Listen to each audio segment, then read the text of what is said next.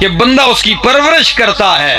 اسلام نے پہلے مرحلے میں اس کو مصیبت نہیں کہا، فرمایا بیٹی آئی مصیبت نہیں آئی، تیرے گھر کے آنگن میں رحمت نے بسیرا کر لیا ہے، رحمت آ گئی ہے۔ اللہ اکبر۔ ایک پہلو اب پرورش ہے، اس کو پالا جائے، اس کی تربیت کی جائے، اس کو علم سکھایا جائے، پھر اس کے لیے آگے رشتے کا انتظام کیا جائے اچھے گھرانے میں۔ اس کے بعد پھر اس کی زندگی کا نیا مرحلہ شروع ہوتا ہے۔ وہ کون سا ہے؟ بحیثیت ایک بیوی کے، کہ اب یہ اس نے کردار ادا کرنا ہے۔ اب اپنے ماں باپ گھر رہ گیا، اب اپنی ماں کی جگہ ساس اماں آ گئی، اپنے باپ کی جگہ سسر ابو آ گئے، اور بھائی تو گھر میں رہ گئے، اب خاوند آ گیا، ایک نیا گھر اس کو مل گیا۔ اب اس نے اپنا کردار دکھانا ہے کہ اس نے اس گھر کو آباد کرنا ہے یا برباد کرنا ہے۔ تو آئیے خدیجہ الکبریٰ رضی اللہ تعالی عنہا، خاون کی یہ تعریف، اور پھر نبوت میں سب سے پہلے آپ کی تصدیق کی، اور صرف تصدیق ہی نہیں، مال تو بہت سارا پہلے بھی آپ کے پاس تھا، تاجر تھی عرب کی، بہت بڑا مال آپ کا تجارت میں چل رہا تھا، بڑے بڑے کاروباری آپ کی تجارتی قافلوں میں سفر کرتے، اور بڑے بڑے نوابوں رئیسوں کے رشتے ٹھکرا چکی تھی، اور امام الانبیاء محمد رسول اللہ صلی اللہ تعالی علیہ وسلم کا انتخاب خود اپنے لیے کر چکی تھی کہ اب اگر میری زندگی میں کوئی آئے گا تو وہ یہی ہوں گے۔ انتخاب کر دیا، اور یہ بھی جانتی تھی کہ آپ مالی اعتبار سے اس طرح کاروبار نہیں ہے، لیکن پتہ ہے ان چیزوں کی پرواہ کیے بغیر خدیجہ الکبریٰ نے اللہ کی قسم اپنی جان، مال، کاروبار، دولت، سرمایہ سب میرے محمد کے مشن پہ قربان کر دیا۔ یہ خاتون تو تھی۔ آج کل عورت کو جہیز میں جو کچھ ملتا ہے، پتہ ہے اس کا مزاج کیا ہوتا ہے؟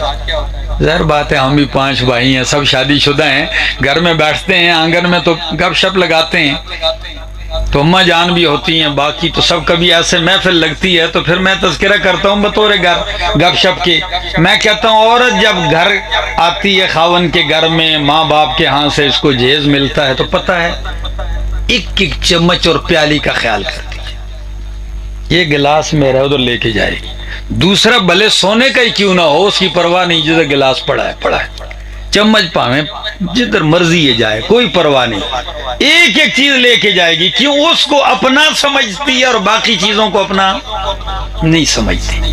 جب یہ حال ہوتا ہے نا تو پھر معاشرہ بنتا نہیں ہے۔ جب آ گئی ان چیزوں کو چھوڑو، ان کی پرواہ نہیں کرنی۔ خدیجہ الکبریٰ کی سیرت بتلاتی ہے کہ خاون پہ سب کچھ لگا دیا، اور لگانے کے بعد ذرا اگلا مرحلہ دیکھ لیجئے۔ 3 سال تک تقریباً امام الانبیاء شعب ابی طالب میں قید ہیں، اتنی بھوک اور پیاس کہ بچے بلبلا اٹھتے ہیں، رو پڑتے ہیں، اور اگر رات کے اندھیرے میں کوئی بندہ اپنے رشتہ داروں کے لیے خوراک کی ترسیل کرتے ہوئے کچھ لے کے آتا ہے تو پہرا اتنا سخت ہے کہ ظالم مار لوٹ لیتے اور کچھ بھی اندر لے جانے نہیں دیتے۔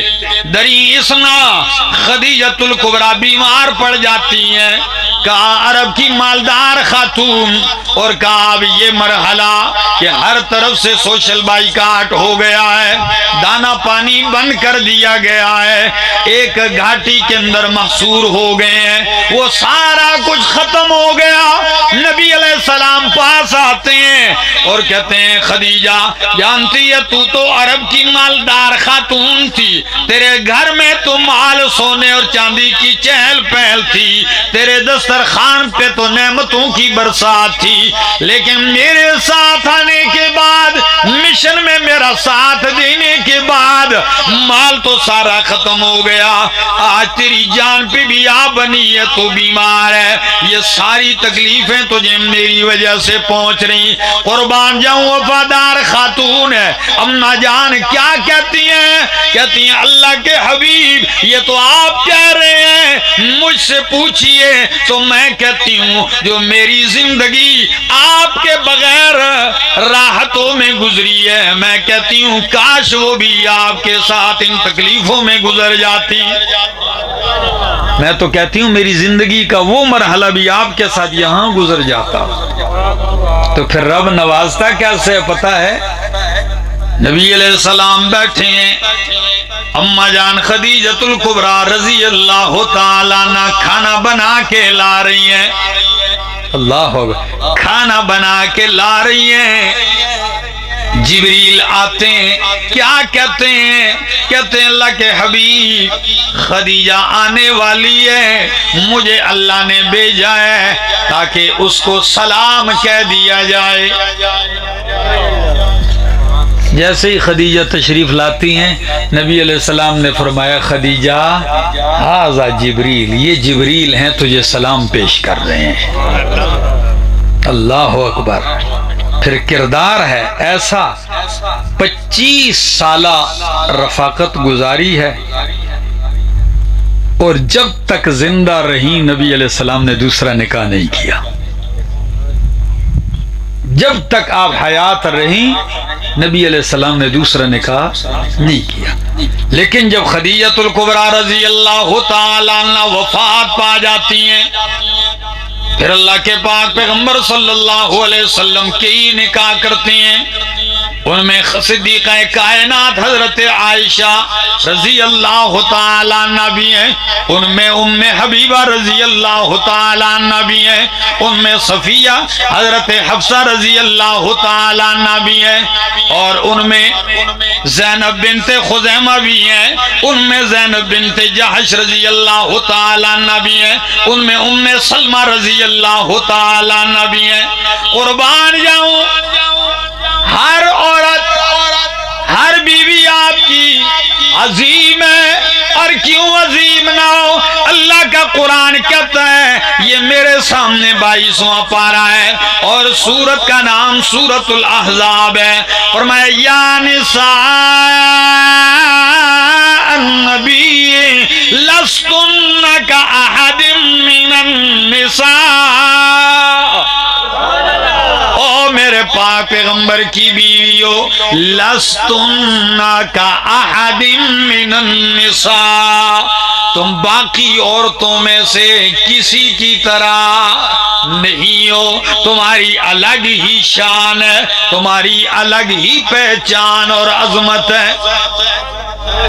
یہ ام حبیبہ رضی اللہ تعالی عنہا پتہ ہے، اور خاص کر حضرت ام سلمہ رضی اللہ تعالی عنہ، آپ کی بیویوں میں یہ واحد بیوی ہیں ام سلمہ رضی اللہ تعالی عنہ کہ ان کی ہر وقت یہی کوشش ہوتی تھی گھر میں کہ میں کوئی ایسی ادا پیش کروں کہ نبی علیہ السلام مسکرا جائیں، بس ان کا ایک مزاج تھا، کوئی ایسے عمل سے، چال میں، گفتگو میں ایک ایسی بات کروں کہ بس نبی علیہ السلام خوش ہو جائیں، مسکرا دے اور ہنس پڑیں۔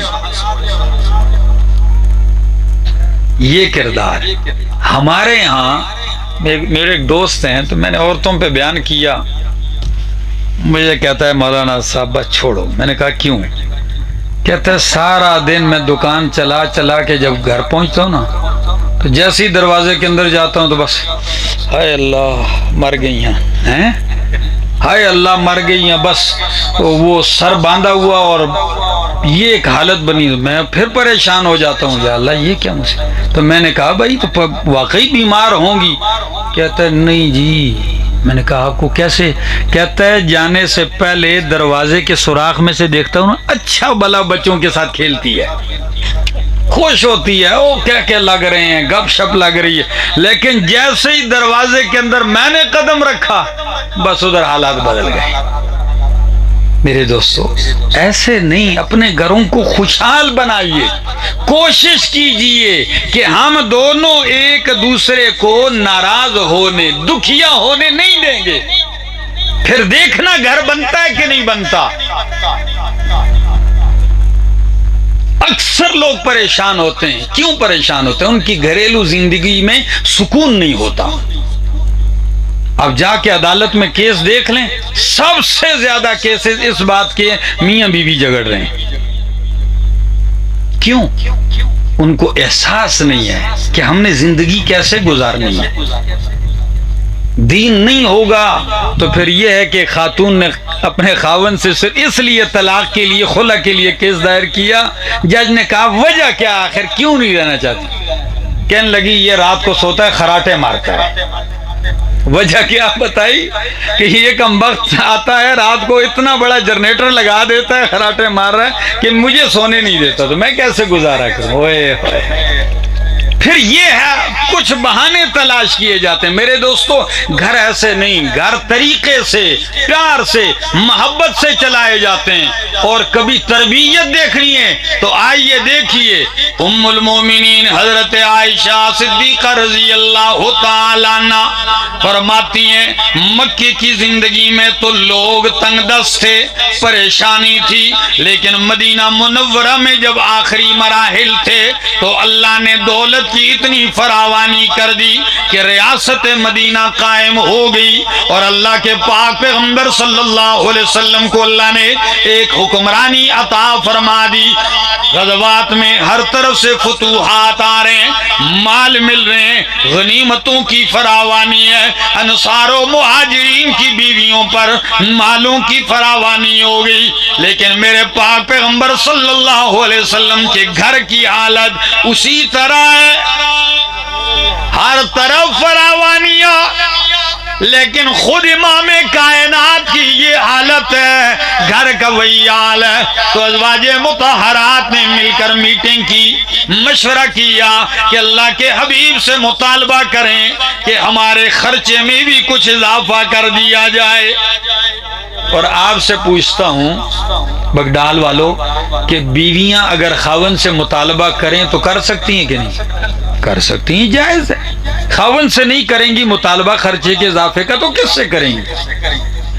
لیکن چونکہ لستن کا احد من النساء، تم نے کائنات کے لیے آئیڈیل بننا ہے خواتین کے لیے، اس لیے نبی علیہ السلام کو یہ بات ناگوار گزری کہ ٹھیک ہے تم بیویاں ہو، میں شوہر بھی ہوں، خرچہ دینا بڑھانا میرا کام ہے، لیکن ان سے ہٹ کر میں ایک پیغمبر اور معلم و مربی بھی ہوں، میں نے تمہاری تربیت بھی کرنی ہے، اور معاشرے کو تم نے معاشرے کی اصلاح کرنی ہے، خواتین کے لیے تم نے آئیڈیل بننا ہے، تو ایسے نہیں ہوگا۔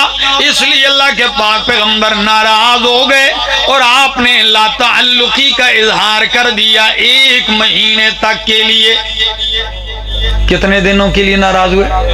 1 مہینہ نہیں آؤں گا۔ آپ گھر سے نکلتے ہیں اور ایک چبوترے میں جا کے آپ آرام پکڑ لیتے، ایک بالا خانے میں، اتنی پریشانی ہے۔ ام المومنین صدیقہ کائنات حضرت عائشہ رضی اللہ تعالیٰ عنہ فرماتی ہیں ایک ایک دن اور دن کا ایک ایک لمحہ گن رہی تھی میں۔ سب کی یہی حالت ہے۔ لوگوں نے پروپیگنڈے بھی شروع کر دیے تھے کہ نبی علیہ السلام نے نعوذ باللہ بیویوں کو طلاق دے دی، حالانکہ ایسی کوئی بات نہیں تھی۔ جب 29 دن ہو گئے، کتنے؟ تو میں نے کہا بھی 1 دن مہینے میں رہتا ہے، لیکن دیکھا تو نبی علیہ السلام آ رہے ہیں گھر کی طرف۔ جب آ رہے ہیں تو آپ نے آتے ہی کیا فرمایا ذرا دیکھیے بگڈال والو، اللہ نے یہ آیتیں نازل کی ہیں، میرے سامنے اللہ کا قرآن ہے، 21واں پارہ آخری صفحہ، اور سورت کا نام سورت الاحزاب ہے۔ فرمایا میرا پاک پیغمبر اعلان کر، یا ایھا النبی، اے نبی صلی اللہ علیہ وسلم، قل لازواجک، اپنی بیویوں سے کہہ دیجئے، ان کنتن تردن الحیات الدنیا وزینتہا، اگر تم دنیا کی زندگی اور دنیا کی زندگی کی زیب و زینت و آرائش چاہتی ہو تو فتعالین، آؤ تیار ہو جاؤ، امتعکن، میں تمہیں مال و متاع دے دیتا ہوں، واسرحکن سراحا جمیلا، مال تو میں دے دیتا ہوں لیکن پھر میرا اور تمہارا ساتھ نبھا نہیں ہوگا، پھر میں تمہیں اچھے طریقے سے رخصت کر دیتا ہوں، طلاق دے دوں گا۔ کیا مرضی ہے تمہاری، بتاؤ، تمہیں اللہ دنیا کا مال و متاع چاہیے یا تمہیں آخرت چاہیے، اللہ اور اس کا رسول چاہیے؟ فرمایا وَإِن كُنتُنَّ تُرِدْنَ اللَّهَ وَرَسُولَهُ، اگر تمہیں اللہ پسند ہے، اللہ چاہتی ہو، اللہ کا رسول چاہتی ہو، وَالدَّارَ الْآخِرَةَ، اور آخرت کا گھر چاہتی ہو، تو پھر اعلان سن لیجئے، فَإِنَّ اللَّهَ أَعَدَّ لِلْمُحْسِنَاتِ مِنكُنَّ أَجْرًا عَظِيمًا، پھر اللہ نے تم میں سے ایسی نیکوکاروں کے لیے کیا تیار کر رکھا ہے؟ مال و متاع نہیں، اجر عظیم تیار کر رکھا ہے۔ آپ یہ آیت لے کے سب سے پہلے اماں جان صدیقہ کائنات فرماتی ہیں، میرے پاس آتے ہیں، جب نبی علیہ السلام آئے، صدیقہ کائنات فرماتی ہے میں پریشانی میں کھڑی ہوں کہ آپ کیا فرماتے ہیں؟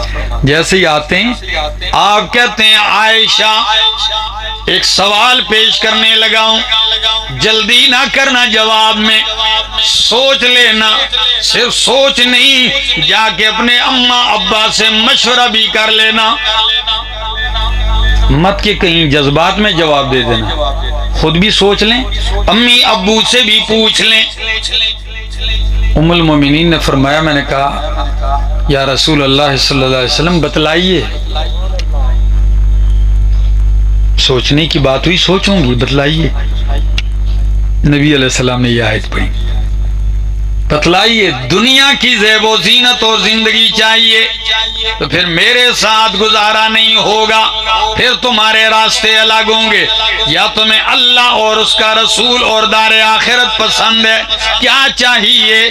جب آپ نے یہ سوال کیا، قربان جاؤں اماں جان ام المومنین صدیقہ کائنات آپ کی شان پہ ایک دم کہنے لگی، اللہ کے رسول کیا میں اس بارے میں ماں باپ سے مشورے کرنے جاؤں گی؟ نہیں نہیں، میں کسی سے مشورہ نہیں کرتی، میں سوچتی بھی نہیں، انتظار بھی نہیں کرتی، میرا اعلان ہے اخترت اللہ ورسولہ والدار الآخرہ، میں نے اللہ اور اس کے رسول اور دار آخرت کو چن لیا ہے، نہیں چاہیے دنیا کا مال و متاع۔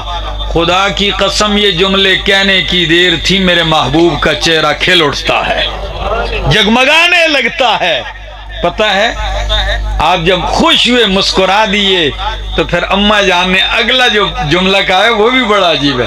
فرمایا ام المومنین کہنے لگی، اللہ کے پیغمبر پھر آپ نے جو سوال مجھ پہ کیا اور میں نے جواب دیا، تو پھر باقی بیویوں کو میرا جواب نہیں بتانا، یہی سوال ان سے کرنا ہے، جواب نہیں بتانا۔ نبی علیہ السلام مسکرائے، فرمایا عائشہ اللہ نے مجھے معلم بنا کر بھیجا، اگر انہوں نے پوچھا تو میں آپ کا جواب بتلاؤں گا۔ جب نبی علیہ السلام وہاں سے نکلتے ہیں، باقی امہات المومنین ساری اکٹھی کھڑی ہیں، جب تو نبی علیہ السلام نے جا کے سوال رکھا، قربان جاؤں اماں جان جیسے ان کا ذہن گمان تھا ویسے ہی ہوا، ان سب نے پوچھا کہ عائشہ نے کیا جواب دیا ہے، ان سب نے کہا کہ اللہ کے حبیب حضرت عائشہ بنت صدیق نے کیا جواب دیا؟ نبی علیہ السلام نے آپ کا جواب سنایا، ساری یک زبان ہو کے کہنے لگی اللہ کے حبیب ہمارا بھی وہی جواب ہے جو عائشہ صدیقہ کا جواب ہے۔ اللہ اکبر۔ صرف بیوی نہیں، ایسی شاگردہ بن کے رہیں اللہ کی قسم کہ عبداللہ ابن عباس اور دیگر مفسرین محدثین اور تابعین تبع تابعین کہتے ہیں علم میں، علم قرآن میں، تفسیر میں، حدیث میں، میراث میں، طب میں، لغت عربی میں، شاعری میں آپ جیسا علم کسی کے پاس ہم نے نہیں دیکھا۔ حضرت عائشہ صدیقہ رضی اللہ تعالیٰ عنہ۔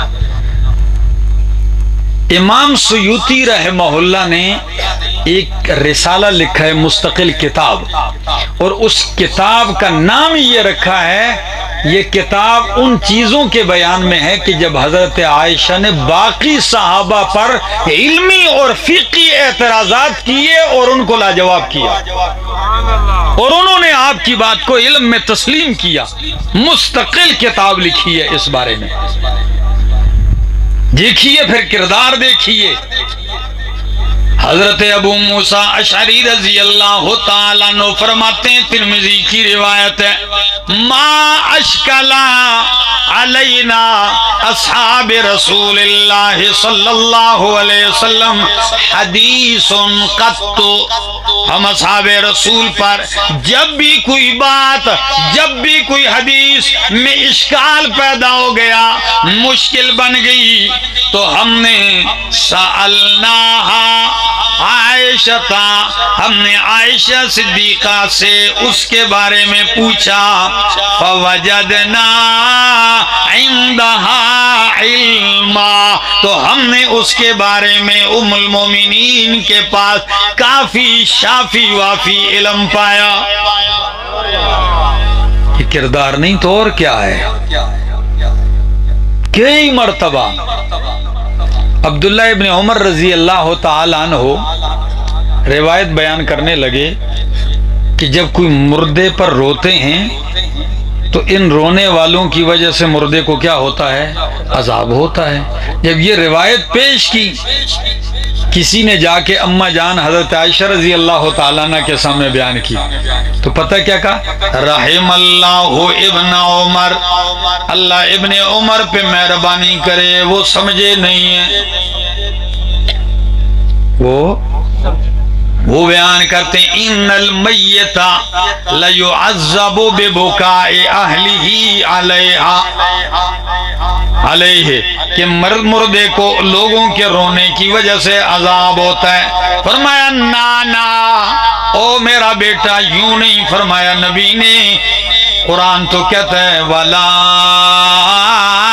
تَزِرُ وَازِرَةٌ وِزْرَ أُخْرَى، کوئی دوسرے کے گناہ کا بوجھ نہیں اٹھائے گا۔ رو میں، چلاؤں میں، اور سزا اس بیچارے کو دی جائے۔ کیا خیال ہے؟ فرمایا قرآن یہ کہتا ہے۔ اس نے کہا پھر نبی علیہ السلام نے کیا فرمایا؟ فرمایا یہ فرمایا ان المیت لیعذب بذنبہ وخطیئتہ، کہ مرنے والے کو اللہ اس کے گناہوں خطاؤں کی سزا دے رہا ہے، ویبکون علیہا، اور اس کے اہل اس پہ رو رہے ہوتے ہیں، لوگ رو رہے ہوتے ہیں، اس کی تعریفیں کر رہے ہوتے ہیں، اور اس کو اس کے گناہوں کی کیا دی جا رہی ہوتی ہے؟ سزا دی جا رہی ہوتی ہے۔ علم تھا، فقاہت تھی۔ ایک تابعی نے آ کے عجیب سوال کیا کہ اماں جان اتنی بات تو سمجھتا ہوں کہ قرآن کا علم آپ کے پاس ہے، یہ کوئی اوپری بات ہے؟ بگڈال والوں سوچیے، کہنے لگے قرآن کا حدیث کا علم آپ کے پاس ہے، یہ کوئی اوپری بات نہیں، اس لیے کہ قرآن تو اترا آپ کے بستر پر ہے اور آپ کے گھر میں پڑھا جا رہا ہے، آپ کے شوہر پہ اترا ہے، آپ نے سنا ہے، سمجھا ہے، حدیث سمجھی ہے۔ فرمایا شجر نسب کا جو علم ہے وہ آپ کے باپ ماہر ہیں، وہاں سے آیا ہے۔ اور لغت وہ آپ کے گھر کی چیز ہے، لیکن مجھے تعجب ہے کہ آپ کو یہ طب ڈاکٹری کا علم کہاں سے آ گیا ہے؟ مجھے یہ سوچ لگی ہے، یہ آپ کو کہاں سے آ گیا؟ کوئی بیمار آتا ہے آپ فوراً نسخہ بتا دیتی ہیں، ان کو یہ دے دو، ان کو یہ دے دو۔ پتہ ہے جواب؟ فرمایا وہ بیٹا، جب نبی علیہ الصلوۃ والسلام کی زندگی کے آخری مراحل تھے تو آپ بیمار پڑ جایا کرتے تھے، اور یہ ایسے دن تھے کہ پوری دنیا سے وفد آیا کرتے تھے، قبیلوں، خاندانوں، قوموں اور علاقوں کے وفد آتے، ان وفود میں بڑے بڑے حکیم بھی ہوتے، تو وہ بیٹھ کے آپ کو نسخہ بھی بتلا دیتے، کہ ڈاکٹر ہوتے تبھی نسخہ بتلاتے۔ تو فرمایا بیٹا وہ نسخہ بتلا دیتے، میں یاد کر لیتی، بنا کے اپنے محبوب پیغمبر کو پیش کر دیتی تھی۔ اللہ اکبر۔ میرے دوستو، معاشرے کے اندر عورت کا کردار، اگر آپ کچھ دور پہلے جائیں تو پاکستان، ہندوستان، نیپال اور اس طرح 6-7 ملک اور ہیں، یہ سب ایک ملک تھا، اور ان کا ایک بادشاہ تھا مغلیہ، جس کا نام تھا عالمگیر۔ کیا نام؟ عالمگیر۔ خود بھی عالم تھا، سمجھدار آدمی تھا، لیکن اللہ نے ان کو ایک بیٹی دی تھی جس کا نام تھا زیب النساء، اور زیب النساء کا لقب جو تھا تخلص، وہ اس کا تخلص تھا مخفی، یہ اس کا تخلص تھا۔ یہ بیٹی اتنی قابل تھی، شاعرہ بھی تھی، فارسی میں شاعری کرتی تھی، اور اس کا دیوان اب بھی ملتا ہے، ابھی تو میری نظر سے نہیں گزرا ہے، البتہ تاریخ میں یہ لکھا ہے کہ اس کے دیوان کا نام ہے مخفی، اس دیوان کا بھی نام مخفی ہے۔ فارسی کے اندر حافظہ بھی تھی، قاریہ بھی تھی، کاتب بھی تھی، قرآن کریم کے کئی نسخے اپنے ہاتھ سے لکھ کر چھپوائے ہیں، اور آپ کی بہت بڑی لائبریری تھی، نایاب قسم کی لائبریری۔ تو بڑا چرچا تھا شاعری کا، ایران کے شہزادے نے کوئی آیا، کوئی مصرع کہہ دیا، اور بس پورے ملک میں ایک افراتفری مچا دی کہ جی بادشاہ ویسے بھی فارغ ہوتے تھے نا، ویلے لوگ ہوتے، کوئی نہ کوئی تماشا لگائے رکھتے، تو اب شہزادے نے شعر کہا ہے، کیا کہتا ہے؟ در ابلغ سے کم دیدہ موجود، در ابلغ سے کم دیدہ موجود۔ اب یہ فارسی کا ایک مصرع ہے، اس کا مطلب کیا ہے کہ چت کبرا موتی کسی نے کم ہی دیکھا ہوگا۔ موتی لوگوں نے دیکھے ہوں گے، لیکن ابلق اس موتی کو کہتے ہیں جس میں سیاہ ڈورے بھی ہوں، چت کبرا، سفید اور سیاہ۔ جی ہاں، کہ بورا ہون سمجھ آئی نہیں؟ ہاں، اردو میں اس کے لیے چت کبرا کہتے ہیں، ٹھیک ہے نا؟ ایسا موتی کسی نے کم ہی دیکھا ہوگا۔ اب یہ بات تو اس نے کہہ دی، اور شاعروں سے کہتا ہے کسی میں جرت تو اس کا مصرع پہلا یا دوسرا پورا کرے تاکہ شعر پورا ہو جائے۔ پورا ایران لگا ہوا ہے، فارسی شاعر لگے ہوئے، کوئی آگے جوڑ رہا ہے، پیچھے شہزادہ کہتا ہے نہیں۔ چلتے چلتے شعر آ گیا ہندوستان میں، زیب النساء تک پہنچا، تو زیب النساء نے جب دیکھا،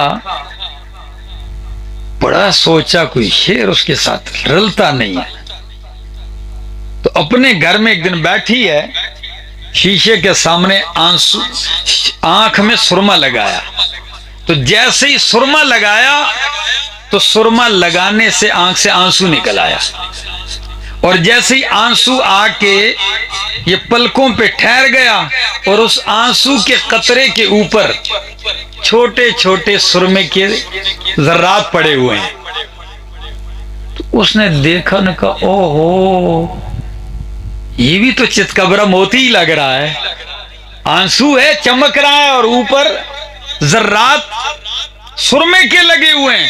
تو اس نے کہا جواب تو اب میرا بن گیا. تو کیا کہا؟ کہتی ہے تو نے کہا در ابلغ سے کم دید موجود، لیکن وہ کہتی ہے مگر اشک بتان سرمے آلود. او شہزادے، چتکبرا موتی تو کسی نے نہیں دیکھا، لیکن محبوب کی آنکھ سے سرما لگا ہوا آنسو میں نے دیکھا ہے کہ وہ بھی چتکبرے موتی سے کم نہیں ہے. لکھا اور بھیج دیا. اب چلتے چلتے یہ مصرع جب شہزادے تک پہنچا تو شہزادے پر اس نے اتنا اثر کیا کہ چکرا گیا، جھوم گیا. کہنے لگا جی اب اس بیچارے کو کیا پتا کس کا شعر ہے. کہتا ہے جس کا شعر ہے اس کو بلاؤ، میں اس کو انعام دوں گا، میرے سامنے پیش کیا جائے. اب بات چلتے چلتے عالمگیر تک پہنچائی. اب عالمگیر نے کہا میری بیٹی تو بڑی با حیا ہے، بادشاہ کی بیٹی ہے، لیکن جیسے اس کا باپ بادشاہ ہے وہ خود حیا اور پردے کی بادشاہ ہے.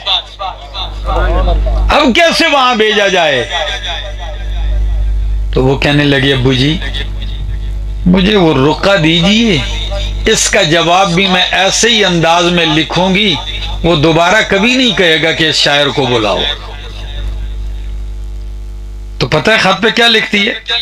کہتی ہے در سخن مخفی منم چون بوئے گل در برگ گل، در سخن مخفی منم چون بوئے گل در برگ گل. کہتی ہے او لوگو بادشاہ سلامت، میں اپنے کلام میں اسی طرح چھپی ہوئی ہوں جس طرح گلاب کی خوشبو گلاب کی پتیوں اور پنکھڑیوں میں چھپی ہوتی ہے. محسوس تو ہوتی ہے نظر، اسی طرح میں اپنے کلام میں چھپی ہوئی ہوں. میرا کمال دیکھنا ہے، میرے کلام کو دیکھو میں نظر. تو پتہ ہے شعر اس نے ایک زاویے سے کہا، میں نے سینکڑوں کتابوں میں اردو اور فارسی کے لکھا دیکھا، علماء اس کے شعر کو اپنی علمی کتاب میں جگہ دے کے کس زاویے میں پیش کرتے ہیں کہ اگر اللہ کو پہچاننا ہے تو اللہ اپنے کلام میں مخفی ہے، نظر نہیں آتا اللہ، لیکن اللہ اپنے کلام میں. میرے دوستو عورت کردار دکھا سکتی ہے اور دور نہیں، اس قریب دور کے اندر میں اپنے استاد شیخ القرآن مولانا محمد طیب طاہری صاحب کی بات آپ کو بتاؤں. ان کی اہلیہ اللہ نے اتنی توفیق دی، اس وقت 2 تفسیریں لکھ چکی ہیں قرآن کی، ایک پشتو میں 2 جلد کے اندر اور ایک اردو میں 2 جلد کے اندر تفسیر ان کی. پھر اپنے خاوند شوہر حضرت شیخ صاحب کے دروس الوابل الصیب فی دروس شیخ محمد طیب کے عنوان سے ایک کتاب لکھ چکی جن میں قرآن کریم کے اصول ہیں. اب انہوں نے ایک دوسری کتاب لکھنا شروع کی. مجھے بھی ایک رکا آیا کہ آپ چونکہ حضرت کے شاگرد ہیں تو آپ اپنے شاگرد ہونے کی حیثیت سے کچھ حالات لکھیں. تو میں نے کہا کیا مقصد ہے کہ مضمون دیں؟ تو جواب ملا کہ حضرت شیخ کی اہلیہ اپنے شوہر کی زندگی کے اوپر اور ان کی تاریخ پر ایک کتاب لکھ رہی ہیں. میرے دوستو عورت کردار ادا کرنا چاہے وہ ادا کر سکتی ہے، وہ اس معاشرے کی برائیوں کا خاتمہ کر سکتی ہے. اکثر آپ نے سنا ہوگا لوگ کہتے ہیں مرد بنا تو فرد بنا، عورت بنی تو خاندان بنا.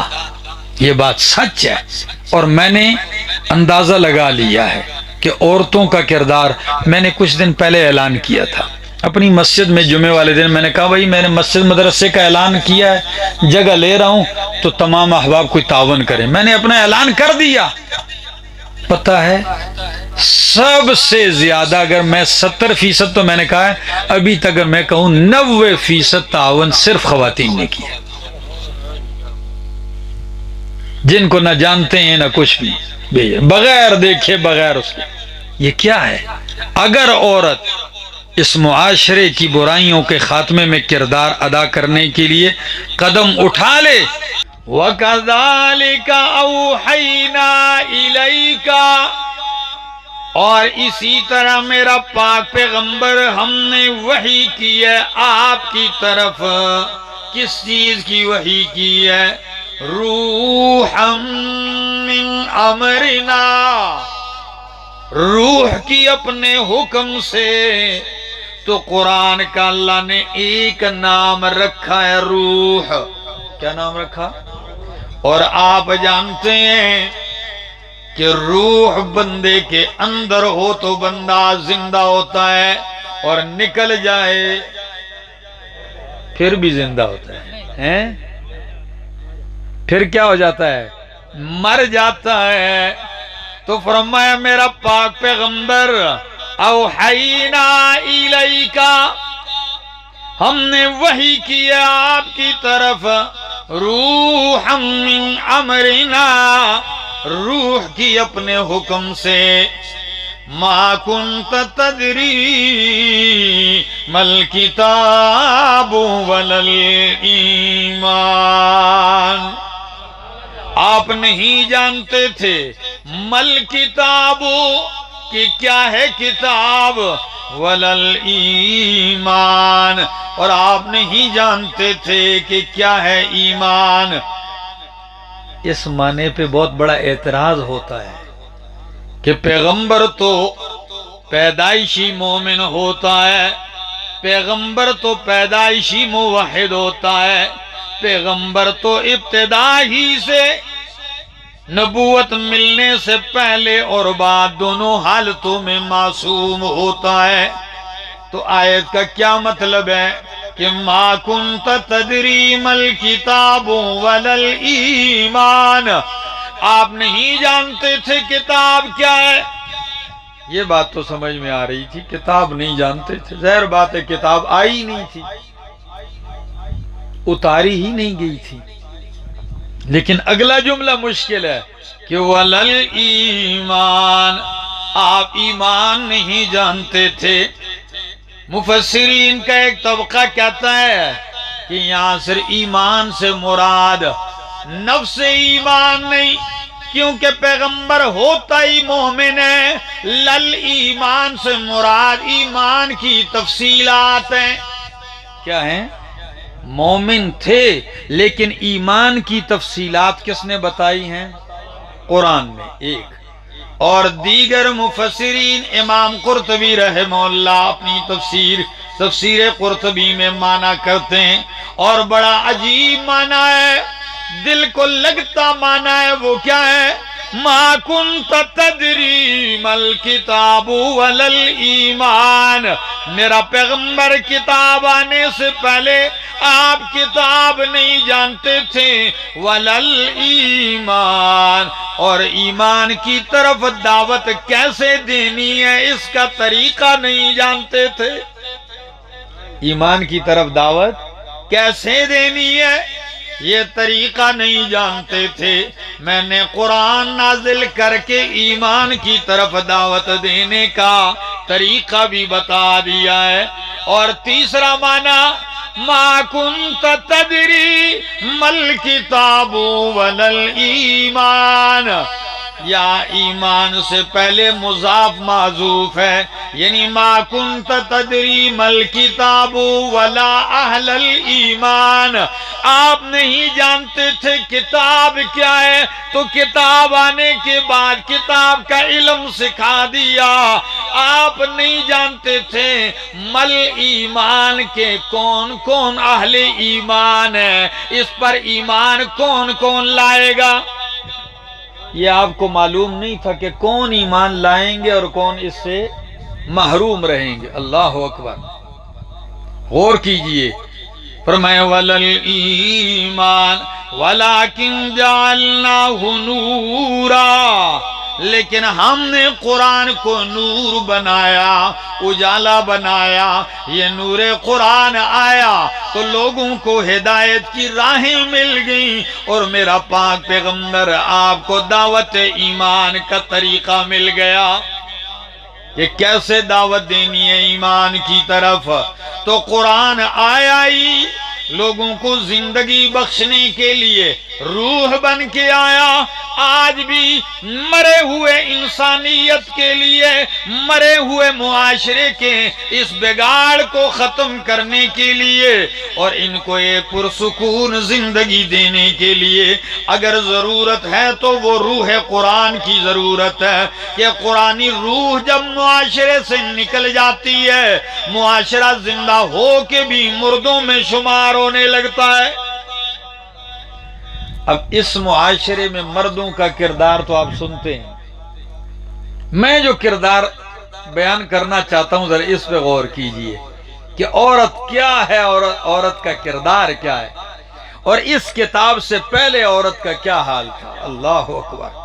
قرآن آنے سے پہلے امام بغوی اپنی تفسیر معالم التنزیل میں جلد 5 میں لکھتے ہیں کہ لوگوں کا یہ حال تھا کہ بچی پیدا ہو جائے تو بچی کی پیدائش کو عار سمجھتے تھے، ناگوار جانتے تھے، بلکہ باپ گلیوں میں دائیں بائیں ہو جاتا، منہ چھپاتا پھرتا تھا کہ مجھے کوئی بیٹی کی خوشخبری نہ سنا دے، اور اسے پالتا۔ جب وہ 6 سال کی ہو جاتی، کتنی عمر؟ 6 سال کی ہوتی تو جنگل میں سامان کھدائی کا، کھڈا کھودنے کا پہلے پہنچا دیتا، اور پھر بچی کو تیار کر کے لے جاتا اور کہتا بیٹا اس کھڈے میں دیکھو نیچے کیا ہے۔ وہ جھانکتی، یہ پیچھے سے دھکا دے کے اس کو نیچے گرا دیتا اور اوپر سے مٹی ڈالنا شروع کر دیتا تھا۔ یہ معاشرہ تھا، اور اس معاشرے کو کیسے بدلا ہے؟ اللہ اکبر۔ قرآن آیا، معاشرہ ایسے بدلا کہ دیکھیے عورت کی تربیت، یہ دیکھیے ام المومنین حضرت طاہرہ خدیجۃ الکبریٰ رضی اللہ تعالی عنہا، یہ بھی ایک خاتون ہے، مومنوں کی ماں ہے، اور کمال کی خاتون ہے کہ ان کا نام اسلام سے پہلے بھی طاہرہ تھا۔ نام خدیجہ لیکن مشہور کس لقب سے تھی؟ طاہرہ سے۔ اللہ اکبر۔ اتنی پاکیزہ خاتون جب امام الانبیاء محمد الرسول اللہ صلی اللہ تعالی علیہ وسلم کی زوجیت میں آپ آتی ہیں، امام الانبیاء صلی اللہ علیہ وسلم غار حرا سے آتے ہیں، آپ پر وحی آتی ہے، آپ کا بدن کانپ رہا ہے اور سردی کی کیفیت لگی ہوئی ہے، آپ اعلان کرتے ہیں زملونی دسرونی، مجھے کمبل اوڑو، چادر اوڑو۔ جب آپ پہ خدیجہ کا کائنات حضرت طاہرہ ام المومنین خدیجۃ الکبریٰ رضی اللہ تعالی عنہا چادر ڈالتی ہیں تو نبی علیہ السلام کیا کہتے ہیں؟ اے خدیجہ انی خشیت علی نفسی، مجھے اپنی جان کا خطرہ ہے، بخار کی یہ کیفیت ہے۔ آپ جانتے ہیں اس گاؤں کا نام کیا ہے؟ ہاں، بگڈال والو، توجہ کیجئے بگڈال والو، کہ جب عورت کم حوصلے والی ہو تو شوہر آئے اور پریشان ہو تو اتنا وہ پریشان نہیں ہوتا جتنا یہ اس کو اور پریشان کر دیتی، واویلا ڈال دیتی، گھر سر پہ اٹھا لیتی ہے۔ اور عورت حوصلہ مند ہو تو اس کے کردار کی ایک جھلک یہ دیکھیے، نبی علیہ السلام فرماتے ہیں انی خشیت علی نفسی، میں اپنی جان کا خطرہ محسوس کرتا ہوں، مجھے اپنا خوف ہے۔ جب آپ نے یہ جملے کہے تو وفادار بیوی خدیجۃ الکبریٰ کے کیا عجیب جملے ہیں بگڈال والو، فرمایا کلا واللہ لا یخزیک اللہ ابدا انک لتصل الرحم وتکسب المعدوم وتصدق الحدیث وتقری الضعیف وتعین علی نوائب الحق۔ اگر میں اس کو ایک عنوان دینا چاہوں تو جو بنات میری آواز سن رہی ہیں تو ان کو یہ کہوں کہ میرے پاک پیغمبر کی سیرت پر سب سے پہلی تقریر آپ کی بیوی صدیقہ حضرت خدیجۃ الکبریٰ نے کی ہے. یہ تقریر ہے. اللہ کی قسم علماء بیٹھے ہیں کہ آپ کی سیرت کے یہ جملے جو انہوں نے ذکر کیے، یہ ایک ایک جملہ ایک ایک گھنٹے سے زیادہ وقت کا طلبگار ہے. اب دیکھیے فرمایا کلا ہرگز نہیں، آپ فکر نہ کریں، واللہ اللہ کی قسم ہے، لا یخزیک اللہ ابدا، اللہ آپ کو کبھی بھی بے یارو مددگار نہیں چھوڑے گا، اللہ آپ کو تنہا نہیں چھوڑے گا، اللہ آپ کو کبھی رسوا ہونے نہیں دے گا. کیوں؟ کمالات کیا ہیں آپ کے؟ انک لتصل الرحم، آپ رشتے پالنے والے ہیں، رشتے جوڑنے والے ہیں. اللہ اکبر. اور آج عورتوں نے معاشرے میں کیا کردار شروع کیا ہوا ہے؟ رشتے کاٹو، رشتے توڑو. سب کی بات نہیں، کچھ خواتین کا یہی مزاج ہوتا ہے، ٹھیک ہے نا، کہ شادی سے پہلے اور زین اور شادی کے بعد اس کا پہلا پروگرام یہ ہوتا ہے کہ خاوند کو باپ سے بھی الگ کرنا ہے، بھائیوں سے بھی الگ کرنا ہے، بہنوں کے بھی پاس نہیں جانے دینا اور نہ ان کو آنے دینا ہے. یہ پہلا اس کا منصوبہ ہوتا ہے اور اس کے لیے وہ پلاننگ کرتی ہے. لیکن یہاں خدیجۃ الکبریٰ کیا فرماتی ہیں؟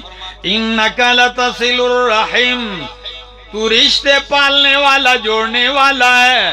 اور اگلی بات وتصدق الحدیث، او میرا سونا، میرے پیارے، آپ سچی بات کہتے ہیں، آپ سچے ہیں. اللہ کی قسم کی بیوی سامنے بیٹھ کے کہے آپ سچے ہیں، ان کی سچائی کا عالم کیا ہوگا؟ تصدق الحدیث، آپ سچے ہیں. میں بھی یہی کہنا چاہتا ہوں، ساری دنیا سے سچ کہتے ہو، بیویوں سے جا کے جھوٹ مت کہا کرو. اور جو جتنا بھی ہوتا ہے نا، باقی کسی کو معلوم ہو یا نہ ہو، بیوی کو سب پتا ہوتا ہے یہ کتنا پرہیزگار ہے اور تقوی دار ہے، ٹھیک ہے نا، سارا کچھ جانتی ہے. لیکن یہاں میرے محبوب کی پاک دامنی پہ قربان، تصدق الحدیث، آپ سچے.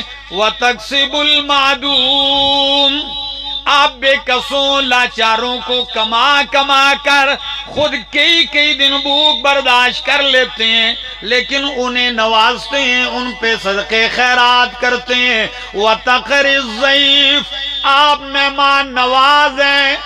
کیا ہیں؟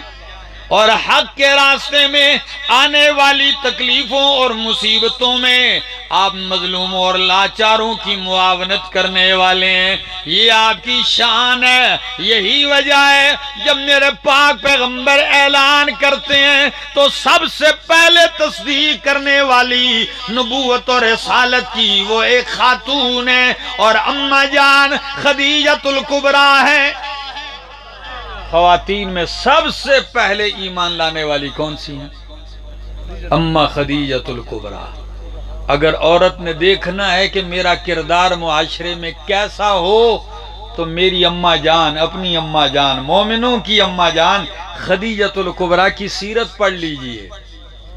یہ نہیں کہ مالدار نہیں تھی، کردار تو دیکھیے معاشرے میں عورت کے کردار کے کئی روپ ہوتے ہیں.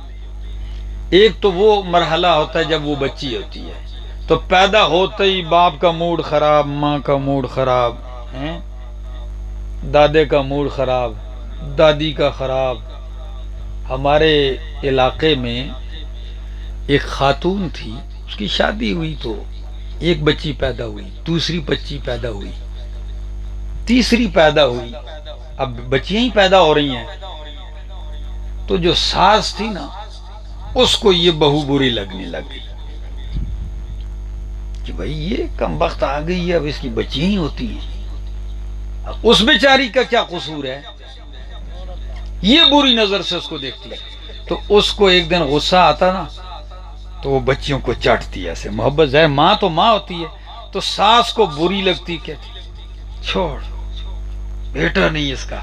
تو وہ اس کو غصہ دلانے کے لیے کہتی ہے میری بیٹی تو حور ہے، بوسہ دیتی ہے، ماما ہوتی ہے.